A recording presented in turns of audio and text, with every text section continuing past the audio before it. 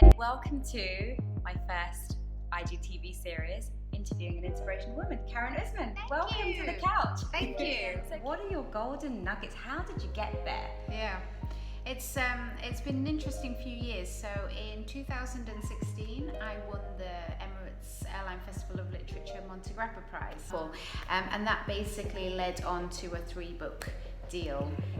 So the winning entry was my debut novel, which was The Good Mother, and then I published The Home, and then my latest is The Perfect Lie, which just came out in August. This has been year after year, hasn't it? Yes. And was that a part of the publishing deal that you would need to Yes. what pressure is that, Karen? How did you manage to do it? How did you manage to do it? It was quite a busy time actually, but because I wrote my first book when I was looking after my toddler and pregnant, and then the second book when they were still quite young, and then the third book, which was probably the easiest because my boys are now 3 and 5. But yeah, there was a lot of prioritization. There was a lot of support from my husband, my parents actually, sort of in and out from the UK, and we have an amazing nanny as well. So it's great that you have the support, and I don't know if you find this, but as a mother, I feel even though you have the support, everything sort of hinges on us, and it takes a certain brain capacity.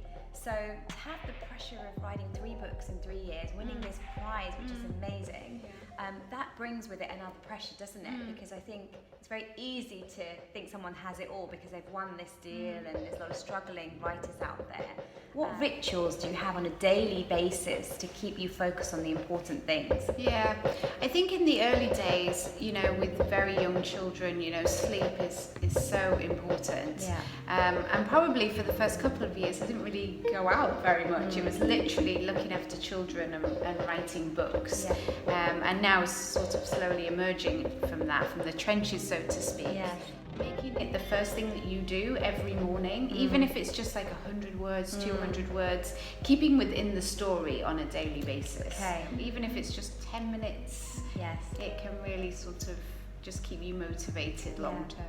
I'm sure some days you wake up, Karen, you just think, I don't want to write, I don't want to talk to anyone, I don't want to see anyone, I want to go back to those days where I didn't go out. Yeah. But you still have to show up, you still have to present, share your knowledge in front of the camera. What do you say to yourself to do that?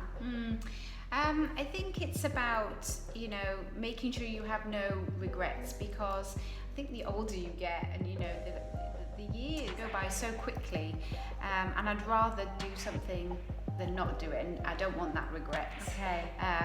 So yeah, I think that's probably for me when I do feel a little bit, something else to do. Yeah. Then I do think about that. But sometimes you really do just need to take a break, and Yes. sometimes you do just need a day off, a week off, because it is busy. It's family, professional. There is a lot going on, and you just need to, take a break sometimes. Yeah, and just listen to yourself. But I do like the question that you ask yourself is, what's at stake if I don't do it? Yeah. And actually, I'd rather regret it than not regret it. And I think Yes. that's a really good motto, because often fear can paralyze us, can't it, from doing things? Yeah. And it's about deciding to do it, but also listening to your body. So Yeah. if you feel like not going out or talking to anyone. So have you had days where you just don't show up? I've had days where I've sort of gone, I need a day off. Really? Yeah. And I think many writers are actually introverts and need that sort of quiet time, which is not easy to get in a busy household. Yes. So yeah, I always try and take a few hours off Just to recharge your batteries and come back to yourself. That's really important. And Karen, how do you deal with people's opinions? Because we live obviously in a world now where everyone's got something to say, even though they might not be qualified to say it. They have an opinion.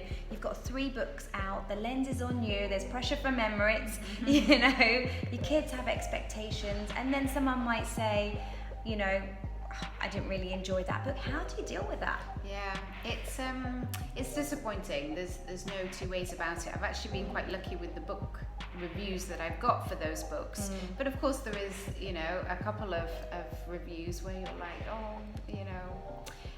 and you just try and focus, I think, on the good reviews. I get lots of messages from readers on Facebook and emails saying how much they enjoyed it, and you know, I know of one author who actually prints all that out. So if she does get a bad review, she can go to her book and she's got all those lovely. Great. Yeah, so I think a lot of the time it's about focusing on the positives. Yeah.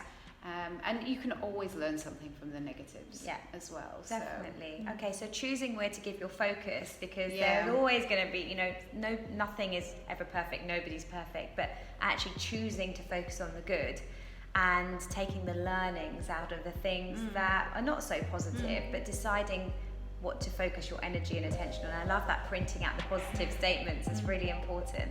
So what's your advice for writers out there that are quite isolated? As you say, writers can be, we're generalizing here, but typically can be quite introverted, maybe living in a remote place, but want to be a part of something. What would you encourage that writer to do to feel a part of something? Well, I mean, it's a solitary pursuit in general, and I think having a writing buddy is quite nice. Even if you just meet up once a week and, you know, share your work or not share your work, just simply sit and write together, maybe have your breaks together. I know there's writing groups as well, which can be really quite nice. I think in a digital world, there's so many groups out there for every type of genre on Facebook and Instagram and all that. So I set up Karen's Bookshelf last February actually, and it's a weekly show in partnership with Borders Middle East, and it's basically all about books. So it has a monthly book club, and the book club was quite important to me because I love attending book clubs, but it's not always easy for me to, you know, physically get there every month. So having something that's online is a great way, quick way as well, to sort of share the love of books and feedback and discuss and all of that. We also do like author interviews and writing tips. So for anyone who wants to be a writer, then they can, you know, follow me on Instagram. And do you see your books turning into films any day? Oh, isn't that the dream? Yes. Yeah. Isn't that the dream? I think the psychological thriller genre lends itself very well to that. Yeah. But yeah, if Reese Witherspoon came calling, I certainly would be. Brilliant, exactly. I'll be there to help, making teas and coffees. Reese, if you're watching. Yes. Cool, Karen. Yeah. How do you let go of the emotion that you conjure up and the characters that you describe? How do you detox from your writing? Yeah, that's a really good question. I have no idea, actually. I have no idea. Particularly with my second book, The Home. That was quite challenging because some of the themes in that were not easy to deal with. But I suppose I write about my biggest fears in a way. So in one way, it's very, very beneficial, and the other way, it's, you know, you do take it with you. But I think, you know, physically closing the door on wherever you work is quite a good technique for me. And to be honest, with family life, it's so busy, and, you know, it's you have to just switch. Yeah. Thank you, Karen. And one last point.